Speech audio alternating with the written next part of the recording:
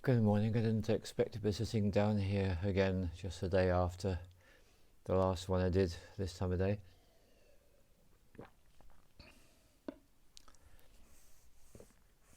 Been watching Netflix in the early morning before it got light, something I very rarely do. And I just watched episode 4 of something on Netflix called Unorthodox. I don't want to tell you anything about it except that the title is completely appropriate. It really is unorthodox. So if that title interests you like it did me, then I strongly recommend it. And the reason I want to talk about it is because I found myself crying in that episode. Now after Cinder, who I was married to for so many years, died back in 2005. In the months following, I used to find myself watching Channel 5 terrestrial TV. This is all a long time ago, obviously. And Channel 5 films on an afternoon, crying. It was a completely normal thing, film about cancer, film about this, film about that, whatever. All stuff to kind of provoke that response, and I used to cry just so easily. And then when my dad died in 2010, I still don't think that was really affected. I think I was still able to cry at that point. And then my sister died in 2012. Possibly since then I've not really been able to. Certainly when my mum died this year, didn't cry at all. No, didn't cry. Immerse myself in the practicalities of dealing with everything, the funeral and so on, which is what I normally do. Go into work mode. Yeah. And so for me to cry, that's a really big deal, because I thought I'd forgotten how. I really didn't think anything was able to touch me anymore in that way. And I've been quite disturbed about that when I can be bothered to be. And the rest of the time just ignoring it and getting on. So I feel something very significant has happened to me today. And then sometimes they do this, they make a film about the film, or they make a film about the TV series. So they made a film about this limited series, and the main character is saying, well, it's all about finding your voice when you've been shut up, when you've been gagged, when you've been blocked from speaking. And I guess it is one of my primary wounds still, and it makes communicating with other people quite difficult at times, which is why this is such a wonderful medium. But then this is the thing I want to go into. This is like my personal film. I'm going to make a transpersonal film afterwards, but it's very personal. And my personal take is that there's a lot of people who make films on Netflix. Let's start again. There's a lot of people who make films who post them up onto the YouTube channel, and they're constantly having to censor themselves. And that's a very draining experience, and I find it myself a lot. So despite the fact that I do seem to be open about a lot of things, there's a whole bunch of stuff I just don't dare to speak about because of the possible consequences. There's lots of people out there in the same situation. So loads of us. And I just want to give you one name. The name is Really Graceful. You just watch how Really Graceful contorts and twists herself and turns herself upside down and inside out to be able to say as much as she feels she can get away with saying without saying too much. Self-censorship. So it's a paradoxical thing, this. So what got me crying is hearing a person on Unorthodox truly express themselves completely freely after a lifetime of having been gagged. And that's kind of exactly how I feel personally. And in order to kind of break that cycle, I wrote a book. It's started writing it in 2013 and it finally got published in 2016. And from my perspective, that was, first of all, a delightful experience followed by a soul-destroying experience. It was delightful to write so freely, and it was soul-destroying to pay a publishing company a significant amount of money and watch them do absolutely everything they could to dilute, diminish, make smaller and destroy my work. And they didn't succeed because it did get published, but I kind of feel really bad about that book because I had so much arrayed against me to diminish it. And one of the major diminishments did happen, which is I was not able to put my name to it. I had to use a pseudonym, didn't want to. And they were going to do all sorts of things to promote it. They were going to charge me a whole load more money for it. And then when it came down to it, they refused to do it. And that's because of the nature of the book. And that book's pretty much like me, really, because I don't fit into a convenient little box. Very few people do, in my opinion, in truth. But most people will contort themselves to fit into a narrow framework or box in order to be acceptable to the mainstream. And in that book, I just wouldn't do it. So it is a very strange book, actually. It's called Sex Magic. It's a mixture of fiction, research and historical non-fiction, autobiography, how to guide. It's so many different things all at once. And because it isn't easily pigeonholed, if I just wrote a work of fiction, speculative fiction, yeah, that'd be one thing if I just wrote a how-to book. But no, because it had to include all the aspects to make it of any value. And I'm very grateful to the one person that did bother to review it on Amazon. Gave me a very nice review. Thank you very much indeed. So that's been an example of wanting to express myself and having a lot of forces arrayed against me to attempt to shut me up. So I'll be honest, I don't know if I'll ever release this film because I feel pretty untogether as I'm making it. So yeah, hard. It's hard when you spend a lot of time being gagged to suddenly express yourself freely. And that's what my childhood was all about, was being gagged, really. My parents gave me a very clear understanding of what was and wasn't acceptable, and what was acceptable was not much, actually. Probably less than a quarter of who I really am, and so the good 3/4 is completely unacceptable. So it's like, shut up. That's very much the message I got, and I can say that now because I love both my parents. I've got great gratitude to both of them. They're both no longer in physical bodies, so they can't be upset because they're in a state of universal unconditional of having left behind their physical vehicle. So it's totally cool. I can say anything and I feel that's fine by them. Maybe not by anybody else, but by them.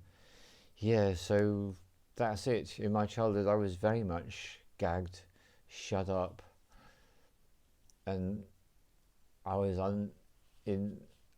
absolutely no question, don't be yourself. That was the big message I got from my parents, and I bet that's true for many of you watching this. It's terribly common, isn't it? So here's the thing I want to address right at the beginning, but I want to address it now because I forgot. So, okay, important point. I'm white, I'm English, I'm male, so that puts me into like privilege, and more privilege. So I'm in an extremely privileged position, having had in many ways a very unprivileged life, and that's something that the film Unorthodox touched upon, because at first glance this doesn't look like it's going to be a terribly underprivileged situation, but it's still someone who's being gagged who learns to find their voice despite all the odds stacked against them. But there are so many people who are living lives of unspeakable barbarity and cruelty at the moment, people dropping bombs on them, gassing them, chasing them out of their homes, out of their country, turning them into refugees, long marches, people dying all over the place. That's reality. That is the reality of so many people. We've got a worldwide refugee issue and homelessness issue, and it's like COVID-19 virus comes along and everyone forgets about that. Oh yeah, how incredibly convenient. Yeah, those refugees, there's something like 2 billion refugees in the world. Where did they all go? They're still there, they're still suffering, still having a terrible time. And all the child soldiers, I don't know the numbers for the child soldiers, but the sheer horror of their lives leaves anything that I've ever been through feel like absolutely nothing. I didn't get dragged out of my village and I watch all the adults in my village being exterminated. I didn't experience that. I didn't get taken someone and get treated with a lot of brutality and eventually get given this wonderful cocktail of cocaine and gunpowder, forced to insufflate it so that I could go out insanely on killing rampages. No, I didn't experience any of these things. And I wasn't sex trafficked. There are so many things that hasn't happened to me. It's like, my goodness me, on my knees in gratitude, no question about it. But on the other hand, you see people like Roseanne Barr, and they talk about what goes on in the entertainment industry today. And that relates very much to what I experienced, because there was no celebrity. I was just a child. I was just fodder for what I'd like to call the machine. So one of the few ways that people can get away with saying things without triggering a lot of really horrific consequences is they can ask questions. So I have no idea how it's going to go, but I'm going to start to ask some questions. So what would it be like if this virus was a huge scam and yet a horrific thing that is being perpetrated at the same time? Because for the vast majority of people it's far less severe than the flu, there's no question about that.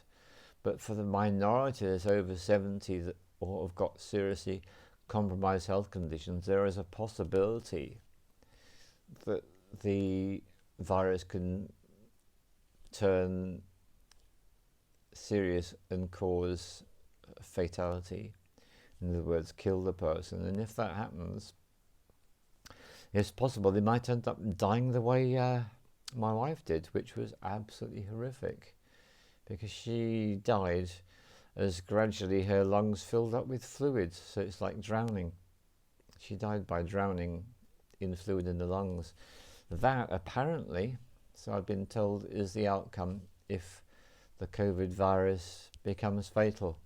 So it's like so many things. It's a complete paradox, total spectrum from so mild it's far less serious than any flu, so serious it gives you a death the likes of which you don't even want to begin to imagine. And that's what happened to the woman I married. So you can imagine how all that feels, yeah. And then we've got the internet and electricity.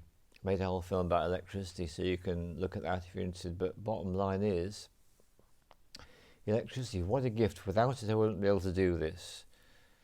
And on the other hand, electricity is a really good argument, which is really asking a question, just how human are we now that we are experiencing so much electricity? How human were we before electricity dominated the world? How much more human are people in places where they don't have all that going on? Who knows? Just how dangerous is 5G? Just how serious is the coronavirus? Just how serious will the coronavirus vaccine be? Just how likely is it that testing will become compulsory in many parts of the world? how likely is it that taking the coronavirus vaccine, which is obviously going to be produced at some point, is going to cause horrific damage? Just how likely is it that all this is just a bunch of fear-mongering and scaremongering, and in fact none of those things really have got any real issue to them at all, and maybe the only thing that's got the issue, is it just the fear? That's my question. Could it be that none of these things are ultimately harmful? Could it be that the only harm is caused through dropping into fear and being grabbed by fear? Could that be the only thing that we need to be concerned about? Could it be the only thing we need to be bothered about is actually becoming a victim to fear itself? That's a question I would like to know the answer to, and I'd be very curious to know what your answers to any of these things are. So yeah, just how safe is it to talk about having been sexually and satanically abused as a child? Is that something people can bear to hear about? And does it reflect on the situation of a lot of the movie stars that they watch, whether male or female, have been subjected to similar practices? And how does it feel to study some of David Icke's work and to hear about a woman called Kathy who wrote a book called The Transformation of America, where a huge amount of detail is gone into, is it true that people become enslaved? And what about Taylor Swift? Is she a real human being, or is she a shell? Who knows? What do you reckon? Because I guess that's the only way I feel I can find my voice, is to stumble through this film being very aware that my skin is playing up really badly. I've got these manning itches, and that's another indication that I'm on the edge of something significant. So I feel I've just stumbled around in this. I feel more judgmental and critical of myself than I ever do normally. I feel like I need to officially apologise to you for wasting your time, because I haven't been able to do what I normally am able to do in a film, because I'm addressing, which is a fundamental issue for me, which is, do we have the right to speak our truth on this medium? Do we have to be incredibly careful? And those of us who've been through really harsh, disturbing experiences, do we actually need to censor ourselves at all times? Partly because the people listening will not be able to cope with what we've really got to say, and partly because we might then suddenly be afraid of the knock at the door at 3 a.m. Right, well, on that really enigmatic note, I'm going to end this personal film, and then I'm going to start my transpersonal film a few minutes after. Thank you very much.